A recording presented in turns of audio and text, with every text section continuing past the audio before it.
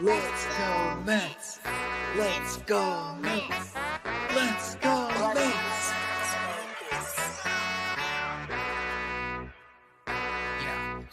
Yeah.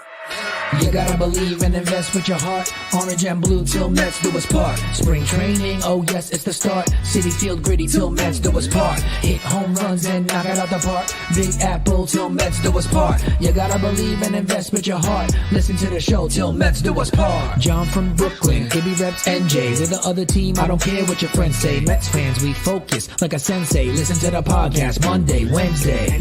Made a couple bad plays, but we still won. Character, yup, we're gonna build some. Are you gonna check the pod? Is real fun. Just like Mookie, I will, son. So invest with your heart. Orange and blue, Til Mets Do Us Part. Spring training, oh yes, it's the start. City Field gritty, Til Mets Do Us Part. Hit home runs and knock it out the park. Big Apple, Til Mets Do Us Part. You gotta believe and invest with your heart. Listen to the show. Available now on all streaming platforms. If you love the New York Mets, check out Til Mets Do Us Part. Enough rapping. Let's get to yapping.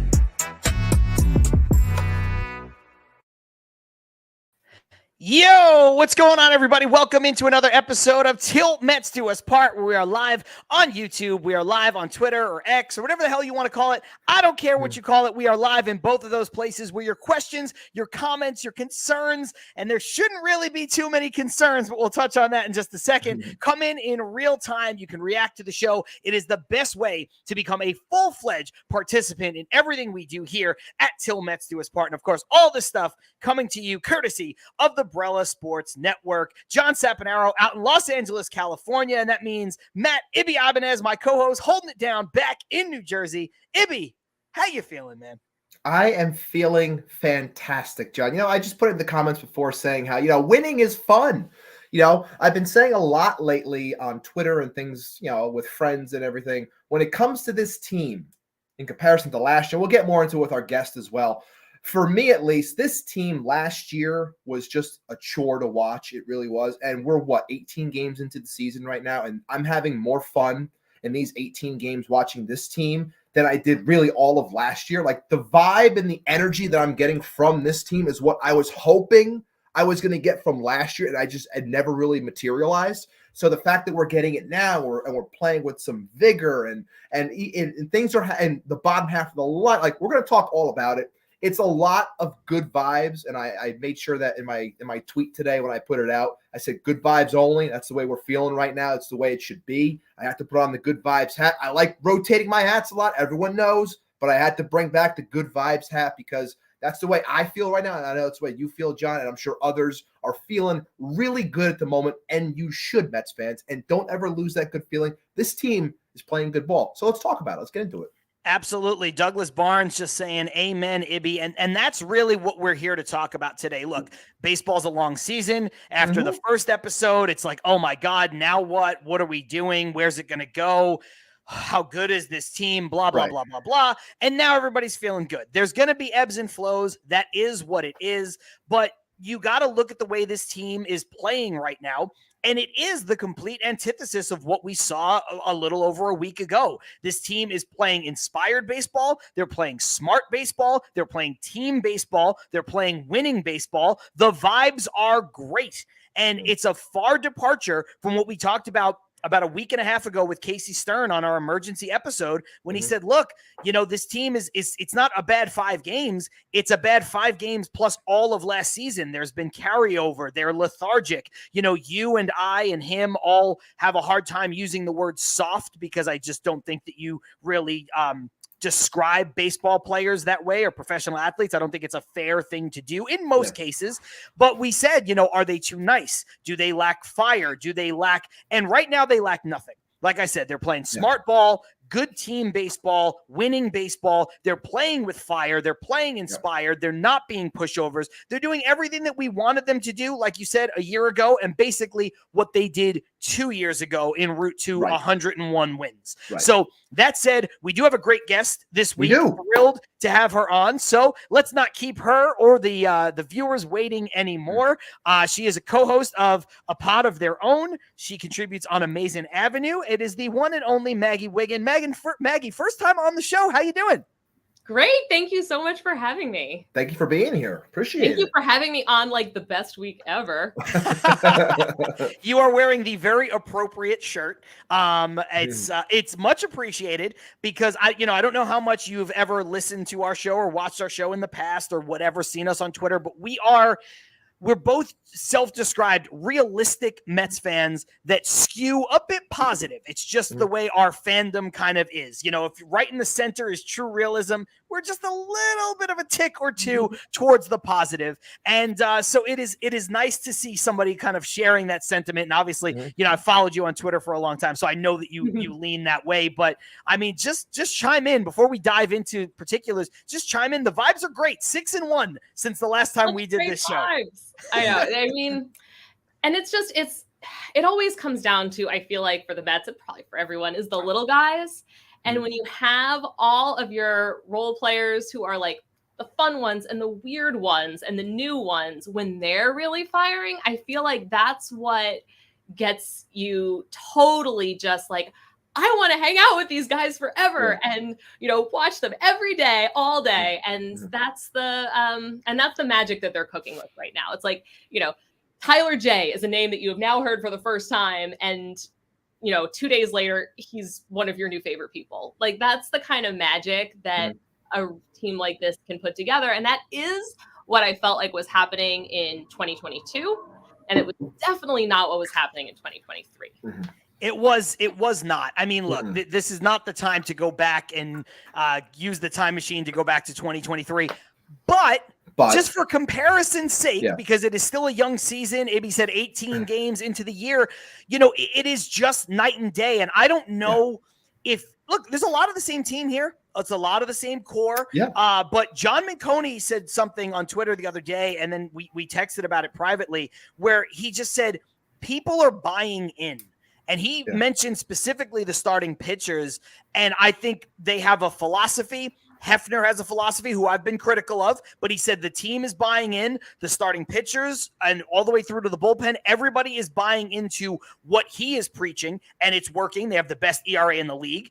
But I think everyone from the top down is buying in. I don't know what went awry, Ibby, last year. I mean, look, we can talk about this briefly, and then we can move on. But I really, the deeper we get into this season, we talked about it a little bit last week, the Edwin Diaz injury at the World Baseball Classic just seemed to be the tone setter for the entire season last year. And they never, ever, ever, ever recovered, regardless of what else happened.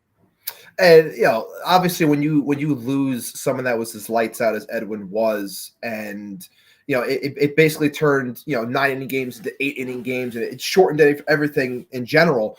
But losing that and just the overall vibe that it brought everyone. And like I said, I've said this before on the show as well.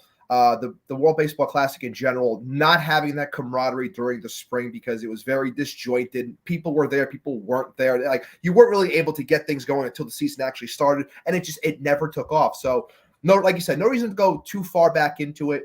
I love the way that this team is firing. And there was one comment that I want to bring up from Joe K real quick, saying the vibe from Mendoza is so much better than Buck. We don't have to bury Buck. We don't have to, but I did like watching that game last night, seeing how, when it came to the balk and things like that, just seeing him out on the field. It's the little things like that really stick out, where he's just showing this emotion and this fire, and you can tell that the players feed off of that. And I always like to shout out Will Sam and The Athletic as well. If you don't follow, if you don't subscribe, please. Best in the biz. Best beat reporter for the Mets. Read the article that they did on Carlos Mendoza, and we'll talk more about it when we talk about Mendoza in general with his presence, but they did a fantastic article just talking about how he has a grasp of this clubhouse, how the players are buying in, like John McConey had mentioned, and everyone is just playing a lot more loose, not worrying so much. And look, it helps when you come into a season with much lower expectations. Obviously, you can fly under the radar and things are going to stick out a little bit more because you're playing above what many thought were the expectations. But all in all, it's good stuff. And I just love the fact that, Mendoza, after a couple of questionable calls at the start, is really starting to settle in, and you can tell the players are buying in. He looked a little bit over his head in the first couple a little games. bit. He did, of course. It's okay. It's okay. Go ahead. Also, I mean, a couple of other players I just want to shout out who I think they're their presence in multiple regards was missing last year was Marte and McNeil. And I know McNeil was playing all year, but was it really McNeil? He never, ever seemed like his usual kind of all around, takes great at bats every time kind of player. And we're seeing that now. It's like he was sleeping for the last year. And then Marte, obviously lots of injuries and rushing back from all of them.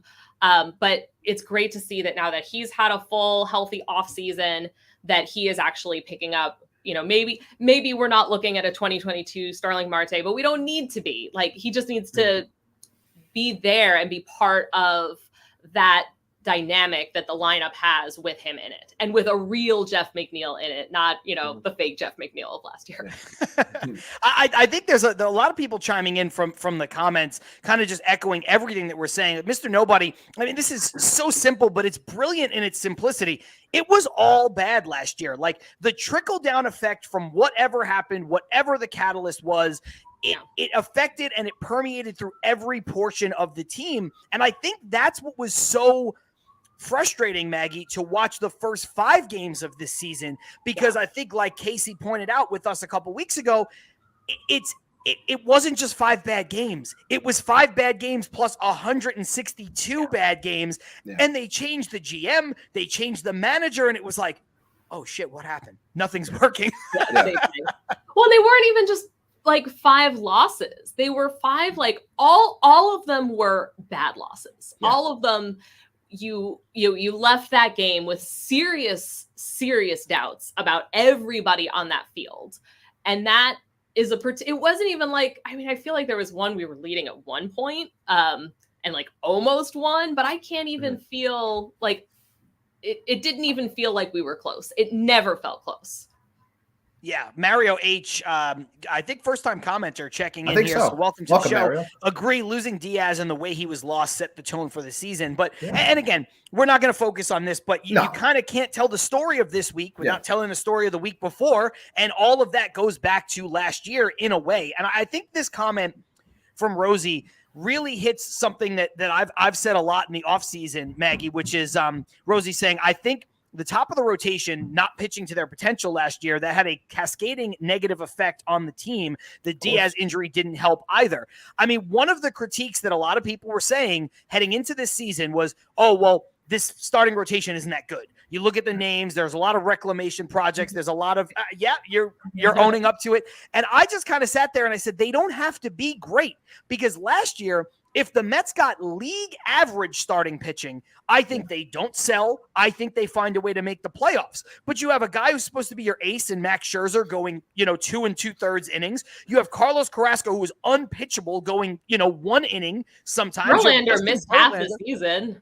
Right, exactly. So when you start to just strip that down, you're like, okay, they didn't need to be like, Max didn't even need to be Max. He just needed to not be horrendous. He needed to pitch, 7 innings to a 4 ERA, and that would have been okay. Not going, 3 innings and getting bombed in half of his games. So when I look at this rotation now, it's been great. It's the best, they have the best staff ERA rotation and bullpen included in the league. But when you look at the rotation is done, apart from not going super long in games, they've avoided the long ball, and they've kept the Mets basically in every single game. I will say, like, the rotation is still the part that I feel the least confident about. But also, what I said on A Pot of Their Own a while ago was, in a much less optimistic sense, was like, they're going to have to hit on everybody for that rotation to hold. And like, gosh darn it, they just went and hit on everybody. Now, so far. But really, like, I'm trying to think of a guy who's not pitching to like his 90th percentile or whatever we would have expected going in. But really, like, Severino right off the bat, I was like, if anyone's going to really go that extra step, it's going to be him. And sure enough, he looks like that guy. And then you have Butto, which was someone's like, I think Butto's going to be really important next year. Like, he better not be important because that's a bad sign. But no, like, he's going to be important for all the right reasons. And that's, it's been really nice to see. And I'm always glad when the Mets shut me up. It's usually a very good sign. Well, listen, I always say on this show, like, we all have opinions. You do on your show, but I always say that I would rather be happy than right. You know, I've got opinions of players. I was not high on Batty. I didn't like what he was doing. I didn't like a lot of his shortcomings as a hitter, and I wasn't sold on it. Now, so far, he's made me look really dumb, and that's fine.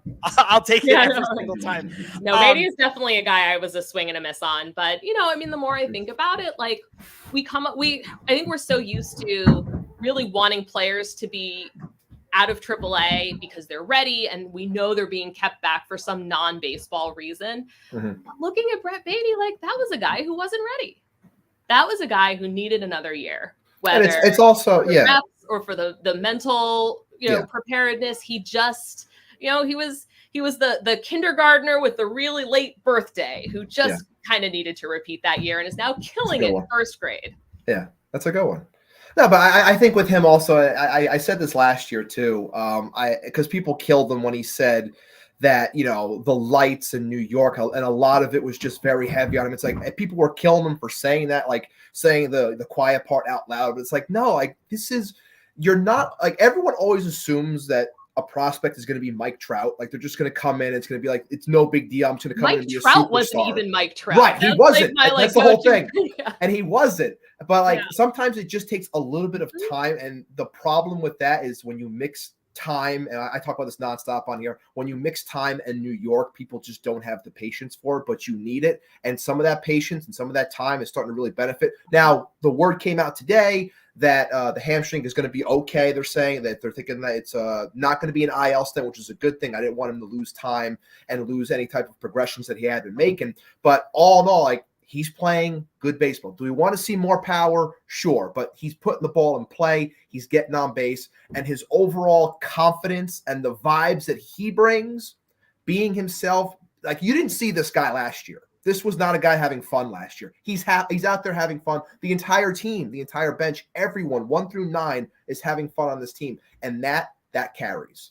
I'm just going to pat myself on the back quickly. I know it's not a huge deal with the hamstring and potentially no IL for Brett Batty, but this is why when the Mets signed JD Martinez, who hasn't even been here yet, this is why I advocated for sending Mark Vientos down to play third base, because then Mark Vientos has 2 paths back to the major leagues. I think he's going to find his way back up here regardless, because I don't know that the Mets are going to carry Zach Short and even Joey Wendell. I know we got the big hit yesterday, but these are not great offensive players, and they haven't been great defensive players, even though that's what their reputation tells you that they're supposed to be. So I think one way or another, Vientos is going to contribute in some way, but this is why, for everybody who pushed back in the chat and people on Twitter that said, hey, you got to have him up in the interim until JD Martinez gets here. I understood it. I don't think it's the craziest thing in the world, but I do think that this is the kind of thing you're safeguarding against. Vientos is never going to be a great third baseman,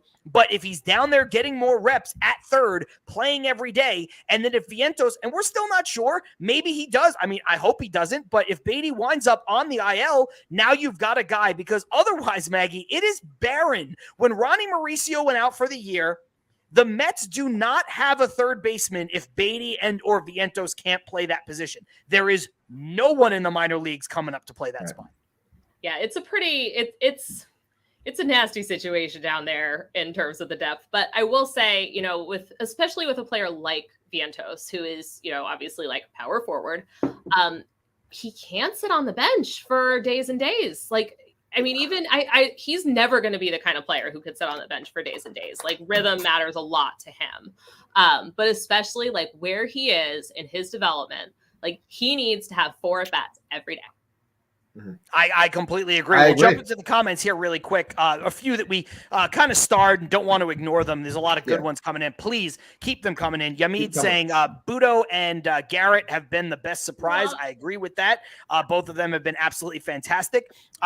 Shay saying something that the Mets have always done in their really good years. 2015, in recent memory, 2015, 2006, 2022, all the big years in Mets recent memory is the fact that they are showing life after being down runs. Yes. And they are never say die. It's that like fire in the belly kind of, Absolutely. Fight, And that's what you love to see. And that's also exciting baseball for all of us Mets fans to watch too. Yes. Charlie with a good point here. He says Hefner saying that, but I think what he means here is that Minconi saying that about Hefner, what I brought up earlier. Maybe Max and Verlander last year weren't all bought in on what Jeremy Hefner was preaching. Maybe, it's old news now, but there's something to it. Maybe. We do remember the fact that, Verlander was very, I don't want to say, I'll put it this way. He was very down on how the Mets were handling themselves in terms of the analytics. So maybe what was being presented to him wasn't up to snuff in terms of what he had in Houston. And look, that's a hard ask because you chose to come to the Mets where you left the number one place that was running analytics and winning ball games. So you left that area, if you will, to come here. You got to realize it wasn't going to be exactly the same thing. It's going to take some time, and we're seeing eventually time pays off. Rosie saying it's a completely different team than the one that started 0-5 this season. Bravo to the Mets. Totally agree. Yes. This one from Milo, also really good. The speed in which they were able to get back to 500 and then get above 500 is pretty remarkable. Didn't have that on my bingo card. And Maggie, when you look at that really, for me, is one of the biggest things, honestly, because I was saying, hey, look, these first 5 games were bad, uninspired baseball. That's what everybody was talking about. But, the Mets started 0-5 the first season with Willie Randolph. I know they didn't make the playoffs, but they finished over 500. And if there was a second wild card, they probably would have made the playoffs that year. Yeah. And then the first season, I think it was the first season under Mickey Callaway. That whole thing is just a gross blur to me. But I think it was his first season under him. They're 11-1. They finish under 500 and don't make the playoffs. So, the starts matter, but the way that they were able to fight back and just put themselves right back in the conversation immediately is fantastic.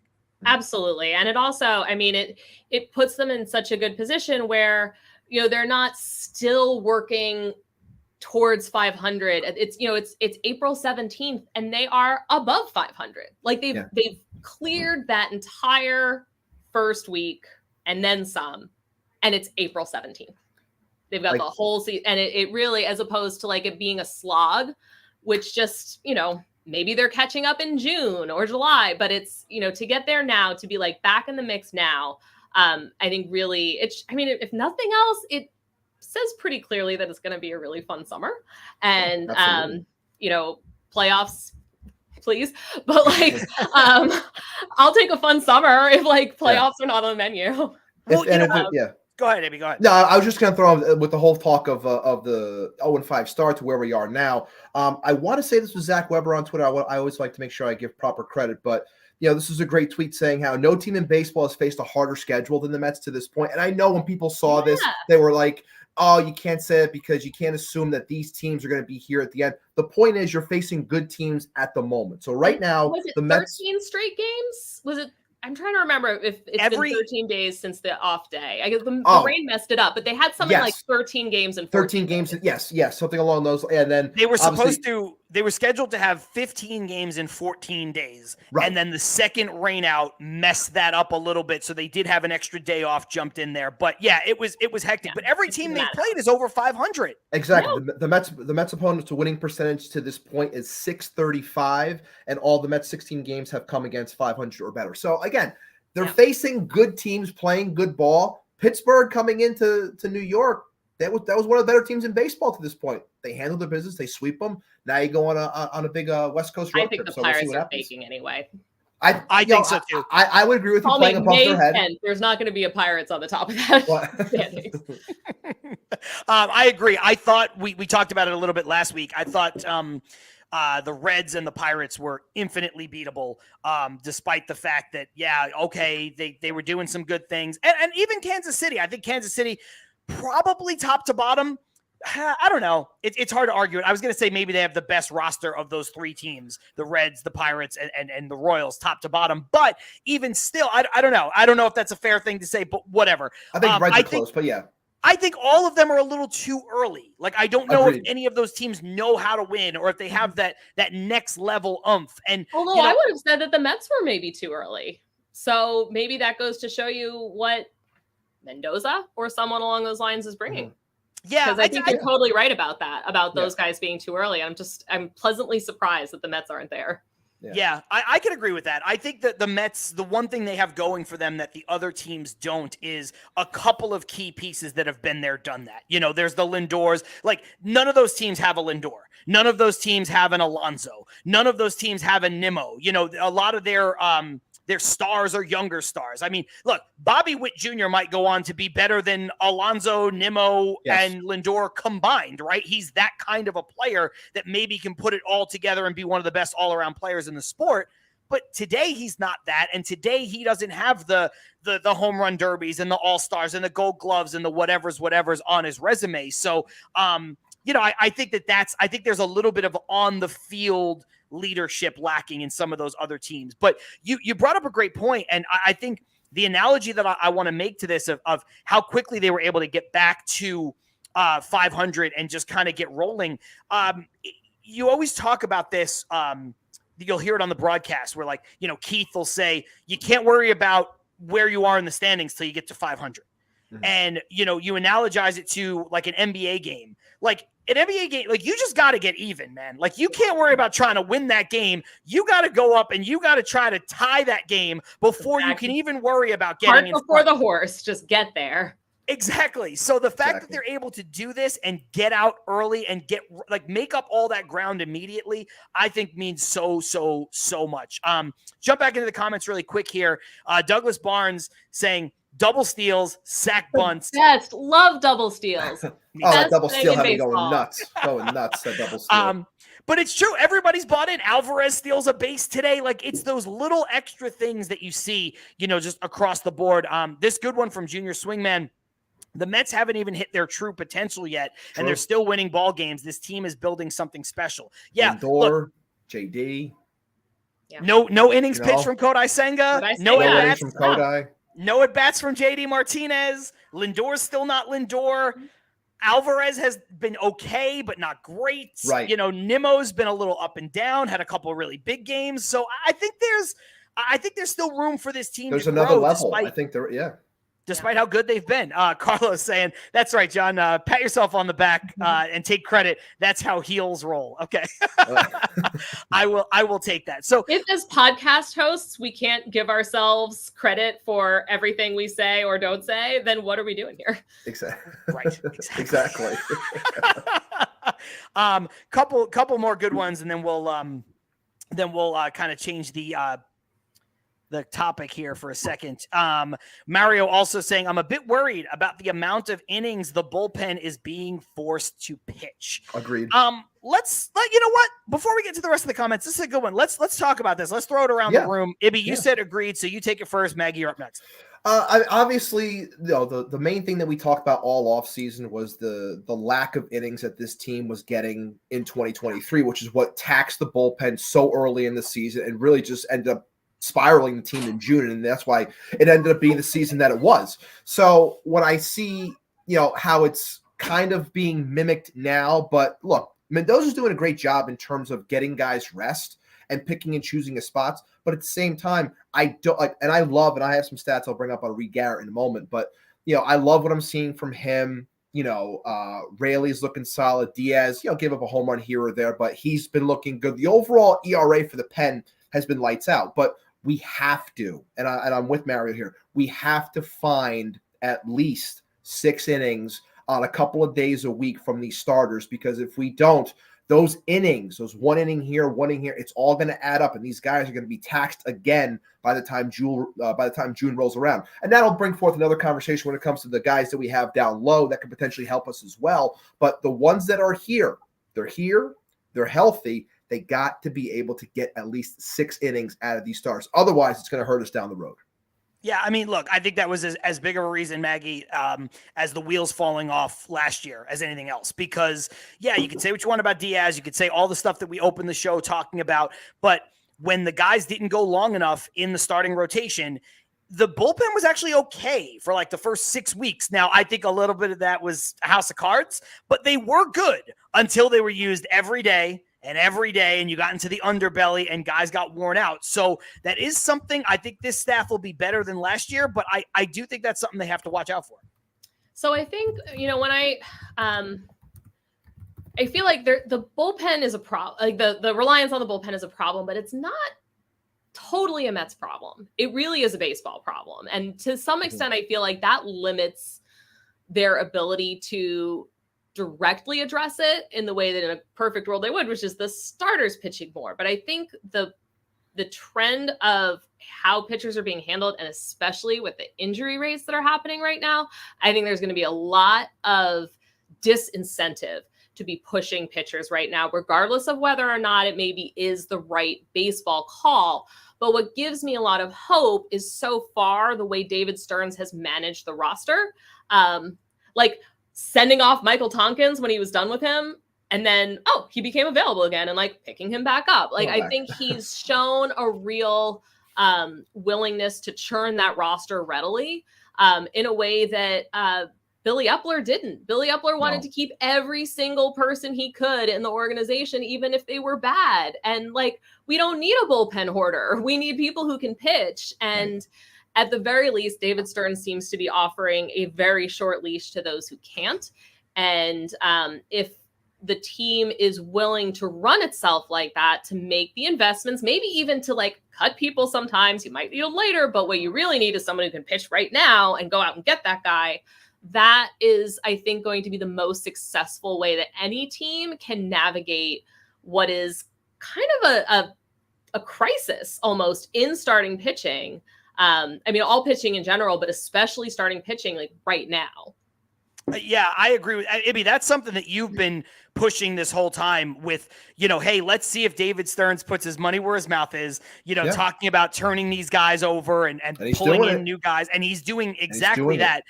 Shout out to Severino, by the way, who did go 6 innings today. Shout out to Carlos Mendoza for letting him go 6 innings, saying, hey, we're getting a little bit deeper into the season now. It's no longer guys' first and second starts, so we feel like we can push them a little bit. Started the 6th inning with 85 pitches, and they let him go. Now, on the flip side of things, Douglas Barnes brings this up. The Pirates go and they pull their best pitcher early, saying that's analytics. So okay, before I come to you guys with it, I just want to say that's not exactly analytics, but it is a little dumb to pull a guy with 59 pitches, but to everything that Maggie just said, you got to keep these guys healthy. The problem is that there's no proof that doing that does keep them healthy. Like, there is no correlation. Right. I think you got to let the guy, he was going to go 5 innings.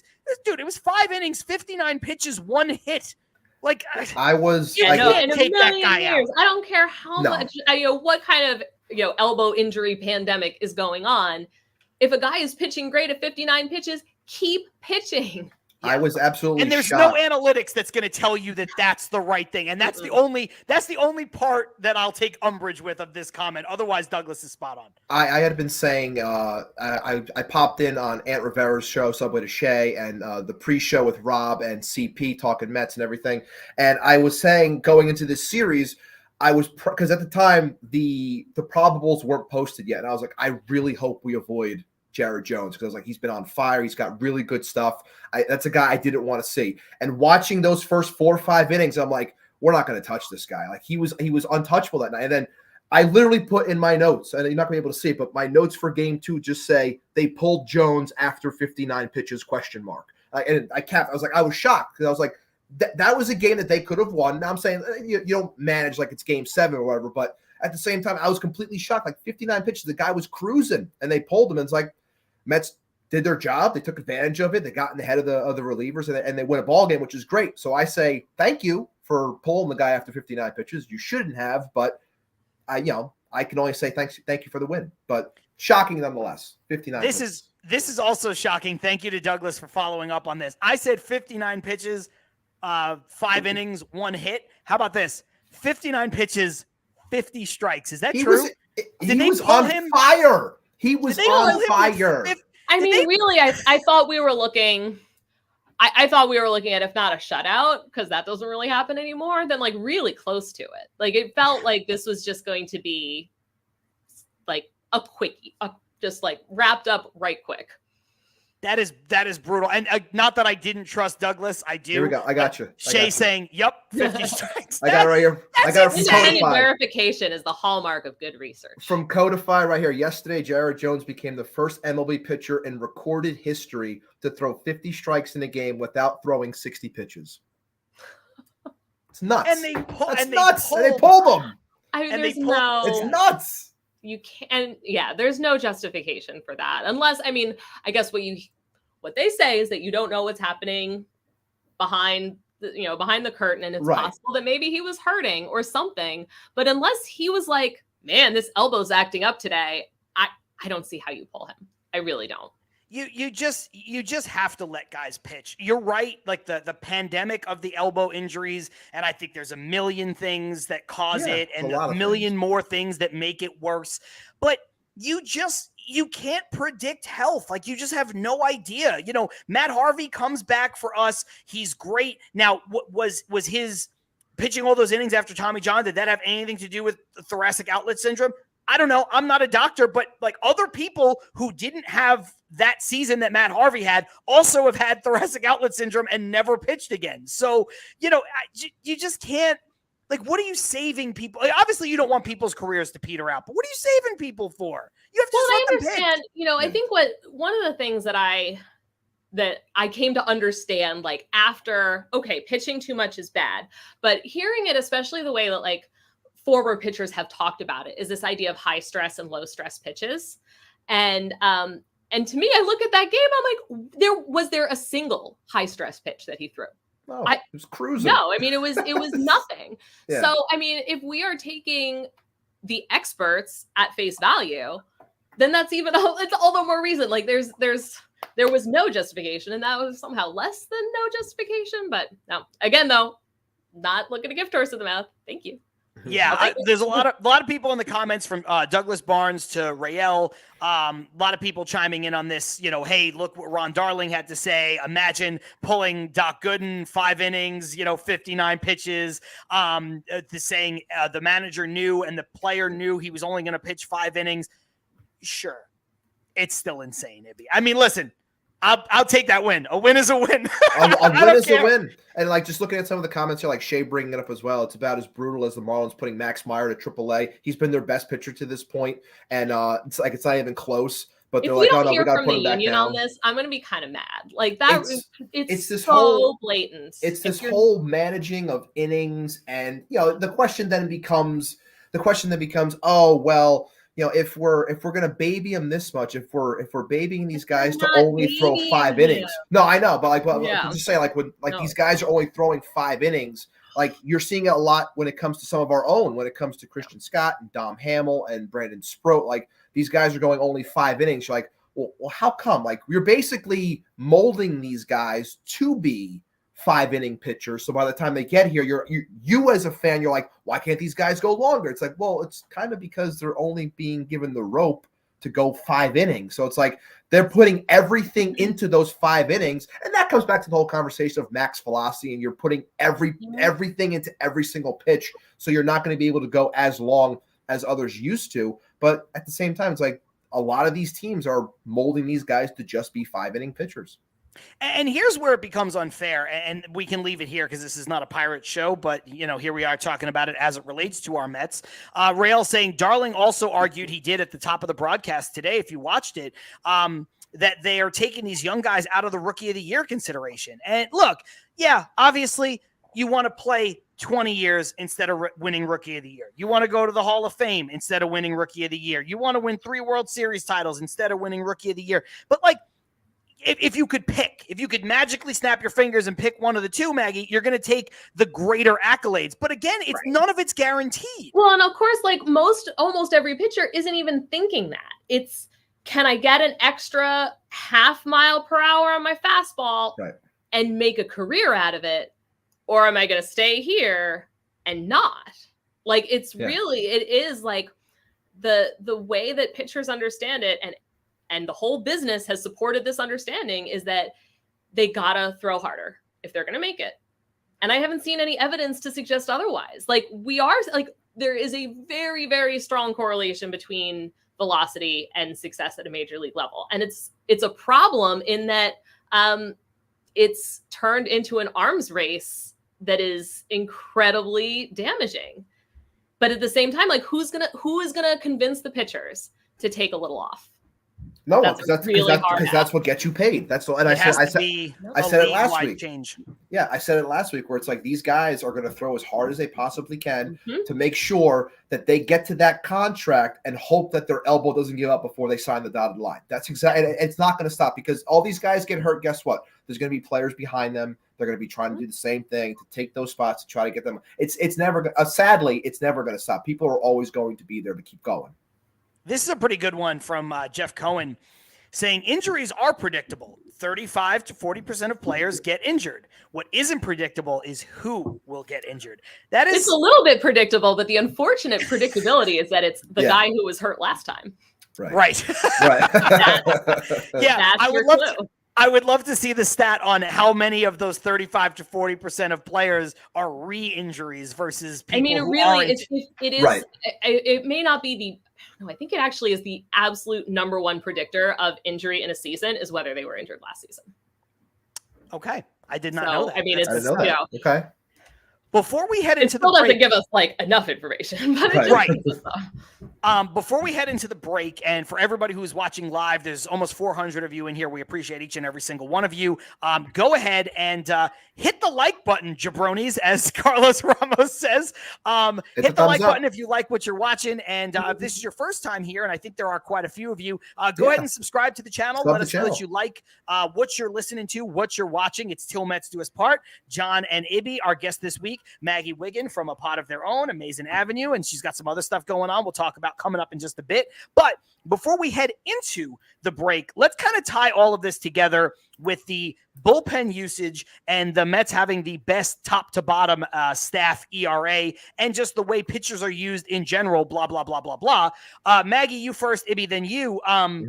Do you think this is sustainable for the Mets? Now, I don't mean league leading ERA necessarily, but the Mets being a team that is, being propelled forward on the strength of their pitching as a whole, not just starting pitching and not the back end where Diaz is elite, the entire pitching staff top to bottom. Do you think this is something they can sustain for the season?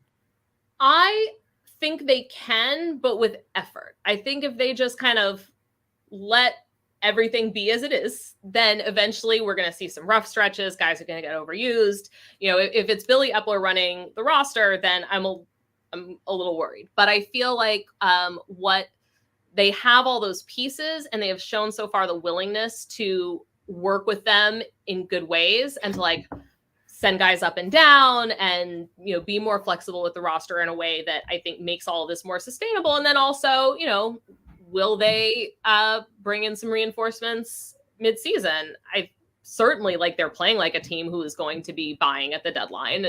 I know it's the middle of April, not talking deadline yet, but I think part of being sustainable when you have a really strong pitching staff like this is supplementing it. Right. Ibby, what about you? I think it is sustainable because, the way that they've been going with how, like Maggie just said, the cycling in and out, the being very cognizant of getting players rest and things like that. Look, it can only go like I said before, my previous point before earlier on in the show, it can only go so far if the starters are not going to give the needed length in those given spots. I know based on the conversation we just had, we're not going to see guys going 7-8 innings. That's not what I'm saying. But we have to get some sort of sustained, like I said, maybe 2-3 times a week, somewhere mixed in to give these guys a little bit more of a break. But I do think that it is sustainable. I think that there is, this, whatever the secret sauce is at the moment, I think they're going to keep on going to that well to try to, make sure that this can keep going for the season. But I still come back to the innings have to be there I want to get a little bit more. And it's crazy for me to say that because this team has a 3.39 ERA right now, which is tops in baseball, which is just nuts. But I do think things can self-correct after, we continue to, second, third time through with other teams or what have you. But I think it is sustainable. I like what I'm seeing from the pitching. And the reason why, the main reason why I like it the most is because this this staff, even if it does take a step back, which could that very well happen, I'm confident that where this offense is at the moment, with, like we said before, certain players not performing to the back of the baseball card, once those get going, like I think that you have an opportunity to score more runs to protect yourself when you don't have those outings that we're having to this point with the best ERA in baseball. So I think they kind of go hand in hand, but I think once that offense keeps going, it's going to help in keeping that pitching staying sustainable.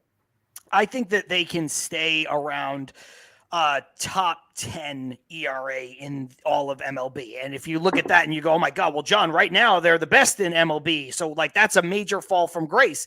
I think that this starting rotation particularly has a lower ceiling, but a higher floor than what we saw last year. Again, you know, hindsight being 2020, you go into the year with Verlander and Max Scherzer, two of the best pitchers ever at the top of your rotation.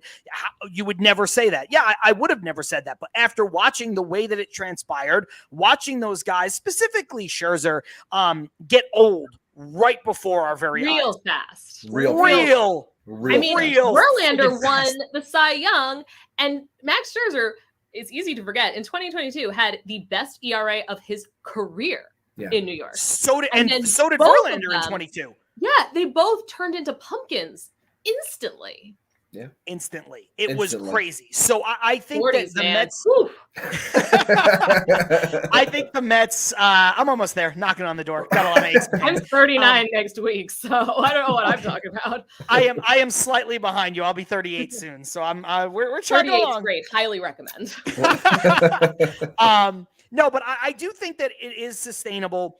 I also think part of the reason why is the different personalities and different styles of pitchers. The Mets, nobody knows better than Mets fans. We've seen it now twice in our history. And obviously some of these are prospects and prospects don't pan out. But, you know, Generation K goes nowhere. The vaunted rotation of DeGrom, Harvey, Matz, Wheeler, blah, blah, blah, blah, blah. Syndergaard's the other guy. Thank you. That goes through the rotation one time healthy. You cannot make up a rotation of just fireballers, you know, top end, top flight pitching prospects that are all world. I think there's a place in baseball. Somebody said, hey, we need more Greg Maddoxes. Yeah, of course. Great Greg Maddox. Right. You know, we need that, right? Yeah. Guys who could throw 91 miles an hour and dot it everywhere they want. But I think there's still a place in baseball for the Adrian Hausers of the world. I think you need guys like that. The same way that the Mets were smart to invest in change of pace guys out of the bullpen, different looks, Jake Diekman throwing from the sidearm, and, you know, guys coming with different looks, sliders, and then guys with high velocity. Change the eye angle and perceived velocity. It's great. It's easy. I think that that's great when you're coming into games where guys have just watched another type of pitcher pitch. Yeah. There you see the returns very easily. But I also think from day to day in the starting rotation, that's important. If you've got a guy like Severino followed by a guy like Sean Manaea, that's going to give you a different look. It's a different style. And when you're facing the same lineup in one series, you know, I think it's hard for opposing players to find a rhythm. That said, we have a lot more to talk about, a lot more time to do it. We are going to head into the break. If you're watching live for the first time, you're like, I don't want to sit through a break. Don't worry about it. The break is just 40 seconds of an ad that we are going to show that we don't usually show. But of course, you know that we are partnered with MANSCAPED over the last several months. And this is National Testicular Cancer Awareness Month here in April. And so MANSCAPED is doing some great stuff there. And we want to make sure that we acknowledge all of that. And so in typical MANSCAPED fashion, this is a little bit funny, but it's also serious. So rather than play our standard interlude, which is only 30 seconds, we're going to take this time to get a word from MANSCAPED regarding Testicular Cancer Society and Testicular Cancer Awareness Month. Hello, this is Richard Fairweather reporting to you live from your nearby sack. And as you can see, these are representation of your testicles. This region here, this is really what you want to keep your eye on. Some things to look out for once a month. Lumps are abnormalities, any change in size, or a surge in pain. This tube back here, don't worry, it's supposed to be there. It's called the epididymis. If you do feel any swelling or lumps, talk to your doctor immediately. If diagnosed early, survival rate is 99%. And as always, let's keep those predictions accurate. MANSCAPED and the Testicular Cancer Society. Together, we save balls. Yo, we are back with Til Mets Do Us Part. Maggie, sorry that you had to sit through that. That was a great ad. No, my background is in public health, and I'm just there like, I could teach about this. Like, it was really like, thumbs up, Manscaped. Good job. Yeah, it's good. I mean, look, it's a partnership that we were fortunate to get involved with. Maybe about 2.5, 3 months ago, something like that. 3 months ago, yeah. It's been great. They've been terrific. And yeah, when they sent this our way, we said, yeah, look, the promo code and all that stuff that you can do and sending us stuff, all of that is great. And we appreciate it. We appreciate the stuff they send to us. We appreciate that we can pass that, the savings and all that stuff potentially onto our viewers and our listeners, of course. But, getting sent that, I did not expect it. I'm a 37, about to be 38-year-old man. I did not even know that April was National Testicular Cancer Awareness Month. Didn't know.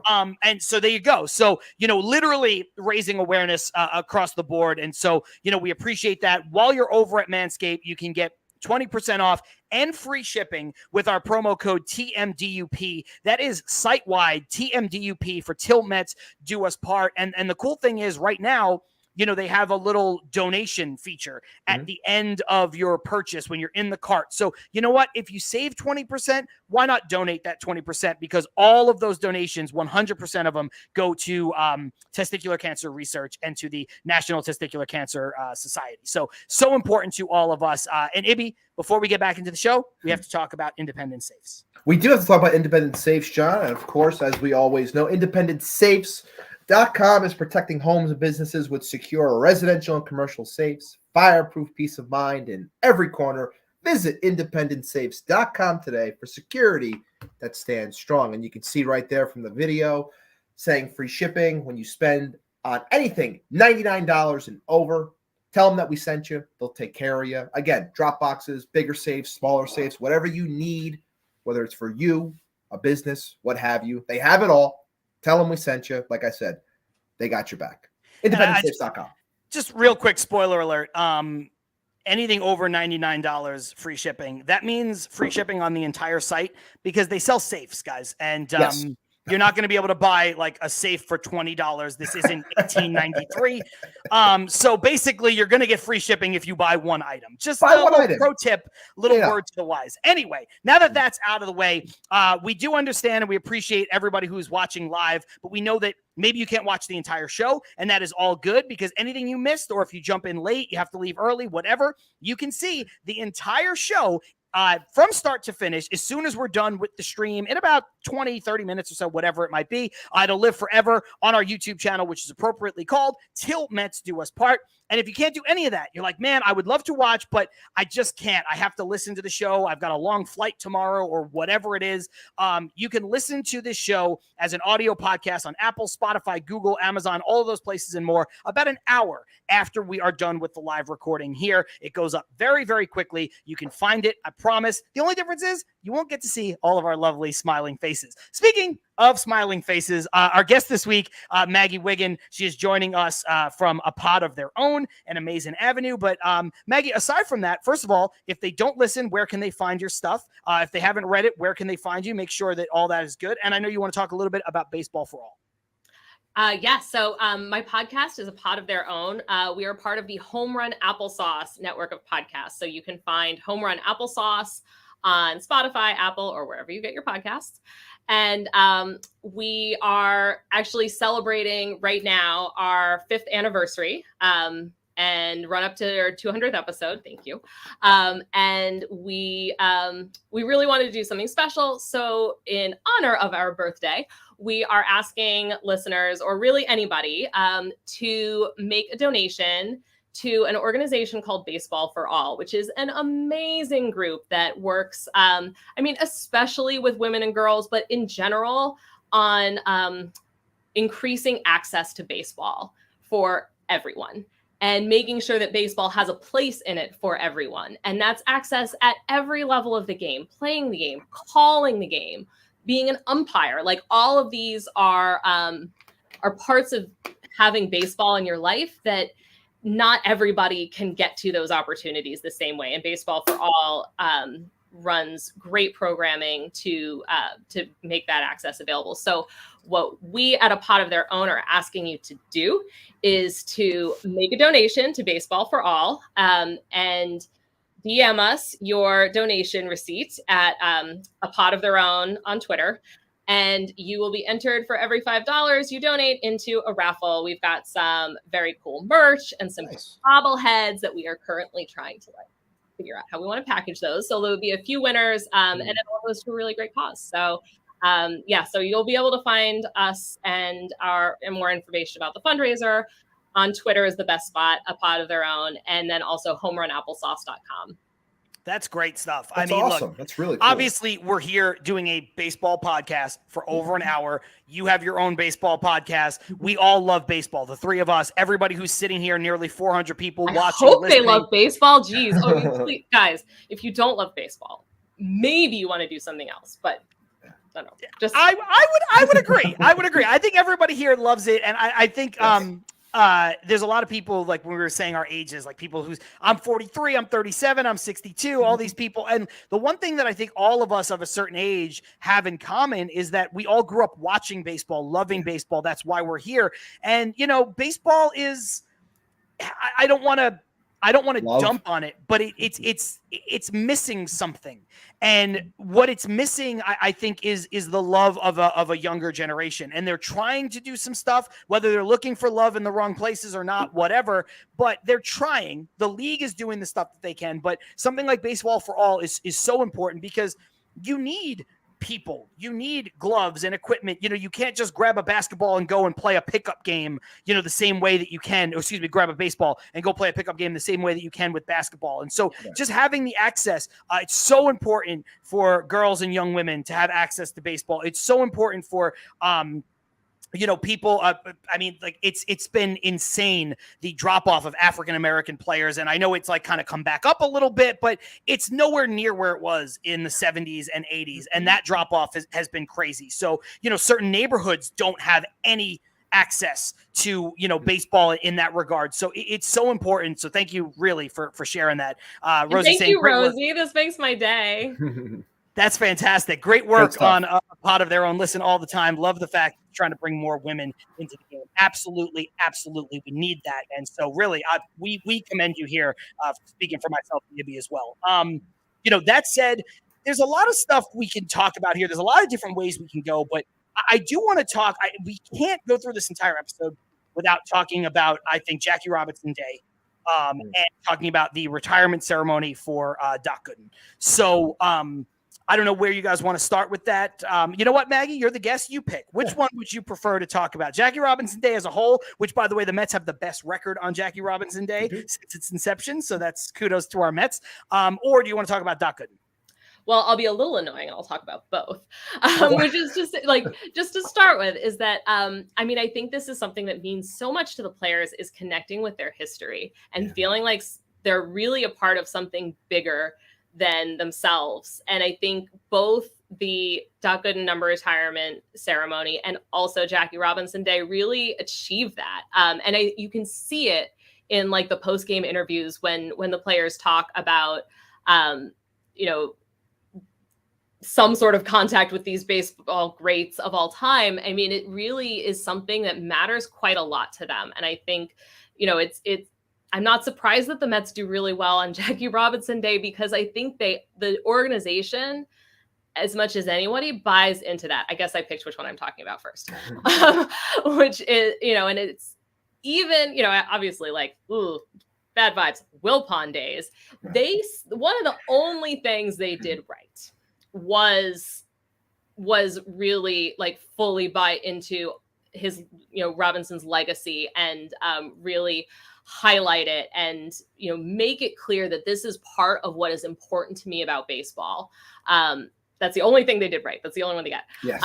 But it's something that's obviously carried through with the Cohen era. And it's something that you can see it in the players' faces. I mean, there was an amazing Lindor interview. This matters to them. And I think it inspires them. They're performing at their best because they are feeling that connection. And it's great to see. Love it.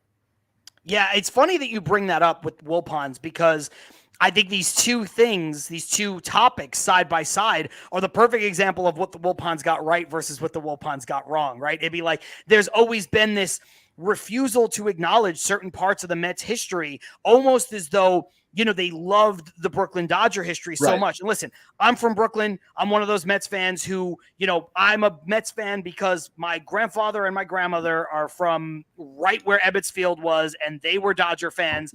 Dodgers left. We were Mets Giants fans. orphans, so we come from like the other.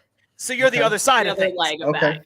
Okay. And so I have no issue with somebody saying, hey, this heritage is great and it's important. Like, listen, the only non-Mets baseball hat that I have is a Brooklyn Dodger hat because I'm from Brooklyn. And again, it makes me feel close to my grandparents. And so, and we talked about that on previous episodes before and why and what have you. So also there's just some weird connection to the fact that I also moved to LA, but whatever. Anyway, Did you hurt and betray the people you left behind? Probably. The people who cursed your name. That's a topic for a different kind of show. But but it's everything that the Wilpons seem to get right versus everything that the Wilpons seem to get wrong. This, you can praise the history of Jackie Robinson, and everyone in the world should. And you can also tie in the Brooklyn and the old New York roots with the Dodgers and the Giants into your Mets fandom or into your Mets franchise without completely ignoring, some people who were very, very, very important parts of your franchise, especially during arguably the best stretch that your franchise has ever had in 60 years. Well, and it's not, and it shouldn't be an either or. And the fact that they treated it like an either or is just like patently absurd. Like, of course, you could hold a massive amount of space, a whole atrium, for example, for Jackie Robinson. And like, there should be no less room in your heart for the Doc Goodens of the world. True. Maybe go ahead. Yeah, absolutely. And just to bring it back to the whole thing with Jackie Robinson and the day itself. And, baseball is love. Baseball is romanticized. And looking back to Maggie's point, like you can look back on the history and just being a part of those things and just seeing the cool things that, players, whether it's the blue high socks or Lindor's glove, which was like a pure throwback to the type of glove that you would have seen back when Jackie was playing, and obviously the quotes and things of that nature. They do love being a part of these types of things because it is history. It's a rich history. And again, the fact that baseball at times does fall flat on its face when it comes to putting things out there properly, this is something that they do get right. And it's always fantastic to see. And of course, we'll double down on that same thing with the Cohens and how they, have handled retirement of numbers and taking in and realizing that even though this team only has 2 championships, that there is a rich history and that we are tapping into it now because yes, you can show love for someone like Jackie Robinson, a Brooklyn Dodger, and have an entire atrium for him. But yes, you should also make sure that you do have space to admire the ones that did don your jersey. Jackie is bigger than the game. We all know that. And the fact that it's covered the way that it is and everyone wears his number and it's a number retired across the sport itself is fantastic. But I think that they do a great job with that. But I'm also very happy with the Doc news, and we'll get into that right now. The one thing I do wish they would do, people can argue. I'm sure people are going to argue here in the comments too. That it's not the place of a baseball broadcast or whatever, or it's not even a place of this podcast. But Ibby, you know how I feel about this stuff. Like the one way I think that Jackie Robinson Day and the legacy throughout baseball kind of falls short is that they do mention, of course, what Jackie Robinson and other black players, especially during that era, Larry Doby and the ones who came after, had to go through. Right. But they kind of do it in a way where they're like, and everything's good now, and it's not. And I wish they would use the platform because they do everything right about drawing eyes and drawing attention and no names on the jersey and everybody wearing a blue 42, and it becomes this massive spectacle in a good way, as it should. But I wish they would use that as a way to, just simply say, hey, there's still work to be done, in this country and in this world. I liken it to, if you're going to have the Marcelo Zunas of the world playing, which I think he shouldn't be playing, if somebody's going to come out there and say, hey, He started off slow this season, but really putting together a great couple weeks. Let's talk about the fact that maybe he needs to put his life together. Let's talk about the fact, you know what I mean? Like, let's talk about, like, I don't know. To me, and maybe it's an idealistic viewpoint, but I need that in there. If you're going to have these moments, I think you need to acknowledge all sides of it. And Maggie, for me, that's the problem. You know, they're so quick to just be like, yeah, you know, he got it, like with Ozuna, for instance, like, oh, he got into trouble a couple years ago. Anyway, here's the 2-0 pitch. Like, that's not, to me, it's not enough. And maybe it's not their place, but I think it is. I think everybody has a responsibility. The more you stay quiet, the more problematic it is. I mean, so something we've talked a lot about on our podcast is this idea of players being humans first. And that does come up almost exclusively in the sense of them being worthy of kindness and consideration, which everybody is, to be clear. But, you know, things like don't bother their families, talking up against like minor league policies that make life very difficult for those players. Just the idea of like players being human beings who should be treated as such. Players are also human beings first when they're Marcell Ozuna, and his being the person that he is should be of a higher concern than whether or not he can play baseball. I love that you, that's such a great way to put it, because players are human beings are something we always preach on this show. It's something that we always champion for, but it really is only ever used in the positive connotation and not here with Ozuna as on the negative side of things of like, hey, who this guy is as a person matters. Mm-hmm. I mean, look, the Dodgers have, and his name just popped right out of my head, but the Dodgers have kept a player on their payroll, on their roster for the last 5 years who has not thrown a pitch because of crippling mental illness. And they kept him in there so he has health insurance. That is how you put a player's personhood first. Yeah. And the other way you do it is you pay Trevor Bauer to disappear forever. That's the thing. And the Dodgers have done it twice. So I give them credit for treating players like human beings in two different and important ways. Is that Andrew Tolles? Is that the guy's name? I believe that's the player that's been on the Dodgers roster despite or on the Dodgers payroll despite not being able, and he'll likely never play again. He's got severe, issues, and the Dodgers are handling his situation because of the person he is and not because of the way he plays, and that's how it should always be. Yeah, and it's funny because with all of this. The Lindor stuff, the booing of Lindor and things like that. The refrain that I've taken to saying on this show and on Twitter is, look, you can boo bad people. You can boo bad effort. You should not boo bad outcomes, especially in a sport where bad outcomes happen 70% of the time to the best people who ever play it. Yes, and I think it ties into what you're saying. Yeah, if a guy's a bad guy, boo him.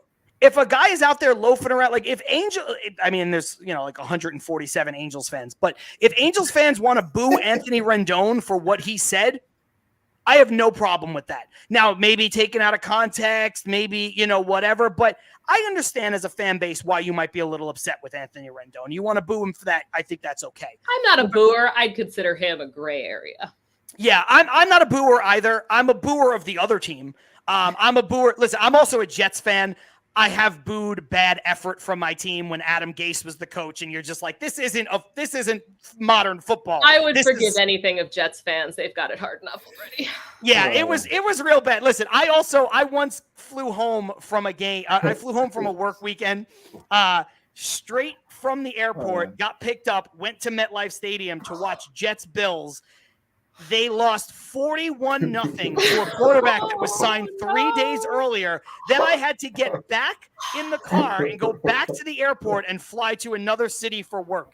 I went home specifically for the game. So you know what? I'm gonna boo at that game. I think that also gives you permission to boo in many other situations. Oh my god. That's fair. No, but look. Too funny.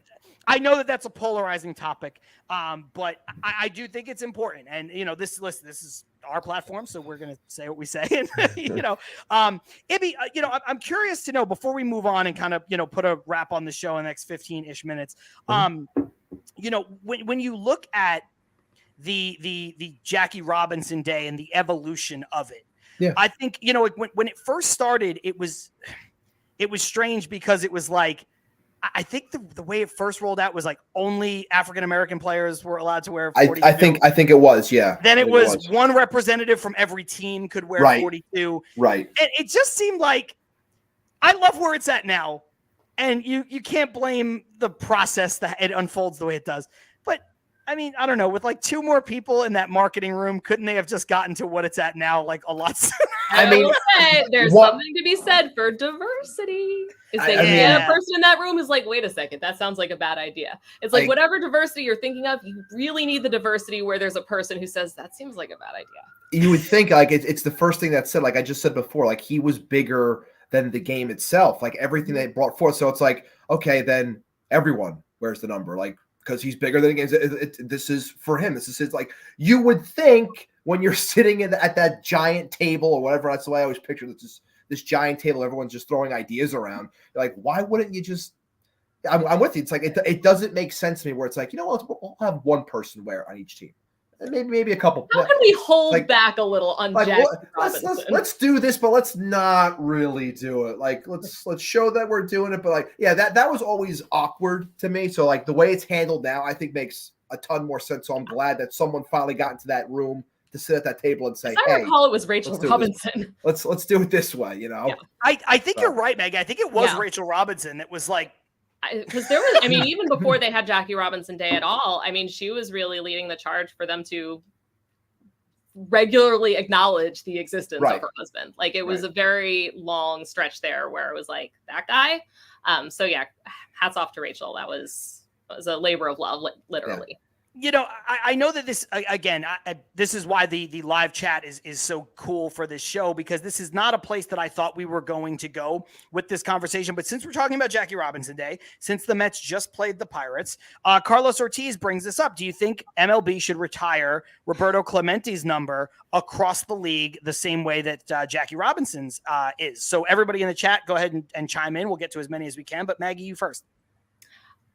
I think so. I think they should. I don't see the downside. I was like, oh, well, is it going to lead to like lots more? I don't know. If it does, then we'll talk about it. Yeah. But Clemente was an absolutely transformative figure of great import to the entire game. And, as we said, more than the game. And it's a real wasted opportunity. At this point, it's like, what are we doing here? Why are we waiting on this? Yeah, I think when you look at it from that perspective, not the first, but such a trailblazer for Latin American players across the board. And he passed away tragically doing humanitarian aid. Like that in and of itself, again, you talk about the personhood versus the player, or the personhood tied to the player. I think, yes, nobody's going to be like, oh my God, they retired another number. Now what? Like, I think you're picking the wrong battle. You're dying on the wrong hill. Ibby, what about you? You think they should? I think that they should. If you have an award named after you, I think that's already a start where it's like this guy has some, he does have some standing within this game overall. But I thought for the longest time, I thought 21 should be retired. I think it makes a ton of sense. And I think it's something that a majority of the players that are in the game now and previously would agree that it's a number that should be retired. So yes, I'm on board with that. A lot of mixed opinions in the chat, and that's fine. Some people say Rail saying 100%, 21 should be retired. PB saying no, and then following it up later saying MLB should stay with just 42. I think too many makes it less special. This isn't the Yankees. I do see that, but I don't agree. I would say if we were having this conversation about several players, then I think that argument really comes into play. But I haven't had this conversation about anybody other than Clemente. Am I missing anybody? I don't think there's anyone else. No, I don't think there is. Carlos Ortiz bringing up a great point here. He was the first player to speak Spanish in an interview. And I think that is not to be underrepresented. I think that there's an important obviously. I mean, when you look at what baseball has become in the decades since that moment, I think yes. I think it's easy slam dunk. And again, I don't think you're hurting anybody by doing it. And No. Corey chiming in, I think for the first time, saying, look what Clemente represents, not just a great player, but a great humanitarian. I think, we can leave it right there. We can get back to the Mets. But I did think, I don't know. I thought it was a good question from Carlos and a fair one to address here. I do want to ask you, Maggie, we've been talking about this a lot over the last couple of weeks, and hopefully the worm has started to turn on this, but it's been something we've asked all of our guests lately. How do you feel about booing your own players? I know you touched on it a little bit when you said you're not really a booer yourself, but then other people, do you think other people should boo their own players? And we're talking specifically about Lindor, but do you think it helps to just be motivating and positive? I mean, I will say, I have never been faced with a convincing argument that booing helps the product on the field. I know people say you gotta, what, do they not know they're terrible?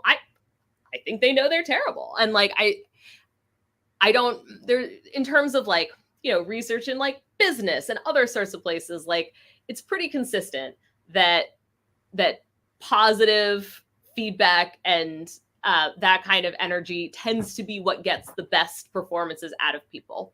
So right off the bat, I have to be convinced that someone's desire to boo is going to bring them greater joy than the potential drop in productivity as a result of being booed.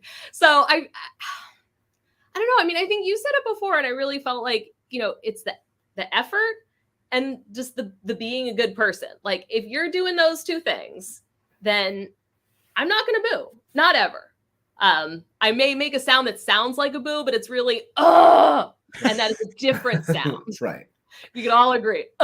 Is its own thing. I agree with that. I agree with that. Good. Yeah, I mean, I think there's one player off the top of my head who I can remember booing in person, and that was Oliver Perez. That's all I have to say about that. Yeah. I like Dolly. Rosie's saying the way that Lindor reacted to the cheers, his at-bats solidified my original opinion that booing your own is counterproductive. He seemed genuinely touched. I'm going to leave it right there. I think that is a beautiful comment. Very well said. From Rosie, from Rosie, Ibby, we go back to when we had Todd Frazier on here, and he's like, you don't think I'm trying? You don't think I'm trying to get a hit with the bases loaded in the game on the line? You think I want to strike out? All these guys look. If baseball is so easy, you would get a hit every single time, and it's not. And you booing your guys, in the midst of a slump only makes things harder. Believe me, as a player, as a former player, I never reached the levels of professional or anything along those lines. But playing the game, when you're down, when you're not doing well, when you feel that weight on your shoulders when you're like, I'm 0 for my last 15 and I want to get a hit here. And then you're squeezing the bat a little bit. This is, again, to bring it back to the whole human aspect. You are a human. It's normal to feel that way. But when you have, 30,000, 40,000 potentially booing you, or now you bring in the whole aspect of social media, and these guys shouldn't have it on their phones, but I guarantee you they do, and they hear things and it gets passed along to them, and that just adds more weight to it or their wives, or their wives. It doesn't make sense to attack someone. I never was on board with the idea of attacking. I love fantasy sports. I do. I partake in a lot of fantasy baseball, football, what have you. But I was never the guy that would hop on after, the guy that I took to be my quarterback throws a pick and I lose by a point because he threw that pick, and then I hop on Twitter and then I bury the guy. I'm not that person. Nobody should be. It's stupid. It doesn't make any sense. But people do that. And it does get back to others. And, it's ugly all around. It's your team. You're cheering the logo. Cheer the guys that are wearing the logo as well. Got a couple more things we want to get to. And another good comment that's a good question, food for thought here. But I do want to talk really quickly about Jose Butto, somebody we kind of mentioned a couple times. Look, you never know what's going to happen. Maggie, you mentioned potential trade deadline and stuff. The Mets might be buyers, whatever. But right now, What do you think the likelihood is that Jose Butto is here to stay in the rotation? Now, obviously, he's here to stay short term. Carlos Mendoza has already kind of basically solidified that. But I mean, Tyler McGill gets back healthy. Kodai Senga comes. How much longer do you think Butto is here? Like, do you think what you're seeing from him is legitimate enough where he is going to make it difficult for them to take him out? Or is it just another flash with a guy who's had some downs, but had some nice flashes too? I mean, I don't see McGill taking him out of the rotation. Like, I'm sorry. McGill has had lots, and I like McGill. And I wouldn't be surprised if McGill has some starts this season. I just don't think they will be at the expense of Butto. I think Senga is there's the question. And I think that's going to come down a lot to timing. It would be a really bad idea for him to have a difficult stretch right before Senga comes back, if he could just hold on to that. But everything I see from him feels, he's not getting lucky. He's not, he's not getting away with stuff. He looks great. He looks like a major league pitcher. And for a team that coming into the season, I wasn't quite sure how many major league pitchers they had. It's hard to imagine him getting shunted aside anytime soon. Just because I mean, really, like, I know we're talking about having Hauser. I would get rid of Hauser first, but obviously that's not going to happen. But a guy who like Butto, who is pitching like he is and is so young, I don't think he's going anywhere. Ibby, what about you? I mean, like, again, short-term future, he's here. He's going to be here. He's deserved it. And plus, they have no other direction to go in, at least at the moment. We can talk about some of the AAA guys coming up in a second here. But what do you think the likelihood is? Do you think he's still around, mid-season? We're still talking about Butto in the rotation? I think it's hard to project out, but I think from what I've seen to this point, I don't think there's any reason as to why I should think otherwise. I think he belongs here. And something that I just brought up on Twitter, saying how since the start of 2023, Jose Butto has a 3 ERA and a K per 9 of about 8.8. So call it 8.8, call it 9, whatever you want, 9 Ks per 9 innings. There's a legitimate argument that can be made that this is the best 11-game stretch for any Met homegrown starter since Seth Lugo. The guy is putting up results. He twirls the gem. He has 9 strikeouts in 6 innings. The changeup looked filthy, untouchable. I don't see any changeup. Exactly, and I don't think that there's any reason to think otherwise. Now, look, there's always the possibility that somebody can revert back to old habits, but we look forward and we see what this team has done over the last year and a half, the pitching lab, the results that it's garnered. And Butto could have very well been in that pitching lab towards the tail end of last year when it was really getting established, and he was pitching better. So that carries over into this year. He has the strong spring. It was an argument that it could have been made that he should have been here from the start. We always said during this 13-game stretch in 14 days that they were going to need a starter to spot start here and there, and he was the guy that we said right away, it's him, it's not Lucchesi, this is the guy. And I think he's proven to this point, not only does he belong here for the short term, he belongs here for the long term.